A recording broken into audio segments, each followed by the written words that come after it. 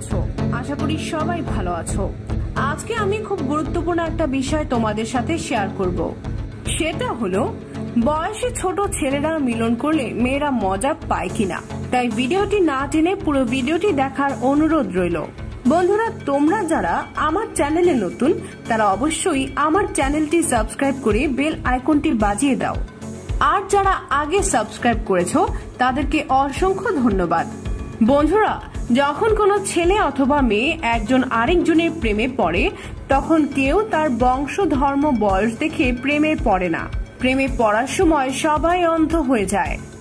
তাই জীবন সঙ্গী বয়সে বড় হলো না ছোট হলো এটা কোনো ব্যাপার মনে হয় না। প্রথমে মেয়েদের কথাই বলি। মেয়েদের 16 থেকে 26 বছর, এই 10 বছর তাদের যৌন চাহিদা চরম পর্যায়ে থাকে। এই 10 বছর তাদের মাথা নষ্ট থাকে। এখন কথা হলো ছেলেদের যৌন চাহিদা কত বছর পর্যন্ত থাকে। ছেলেদের যৌন চাহিদা মরণের আগ পর্যন্ত থাকে, কিন্তু তারা 30 থেকে 35 বছর পর্যন্ত তার সঙ্গীকে সন্তুষ্ট রাখতে পারে। তখন মধ্যবয়সী বা ছোট বয়সের সাথে কোনো সম্পর্ক নেই। ছেলেদের লিঙ্গে যদি কোনো সমস্যা না থাকে তাহলে 3 থেকে 5 ইঞ্চি লিঙ্গ দিয়ে তার সঙ্গীকে যথেষ্ট সুখ দিতে পারে।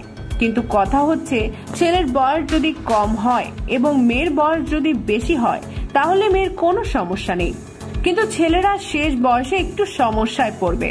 আমি শেষ বলতে বোঝাচ্ছি, যখন আপনার বয়স 30 থেকে 35 বছর হবে তখন আপনার যৌন চাহিদা ঠিক আগের মতোই থাকবে, কিন্তু আপনার সঙ্গী যদি আপনার চেয়ে 4 বছরের বড় হয়ে থাকে তাহলে তার বয়স হবে 40 বছর।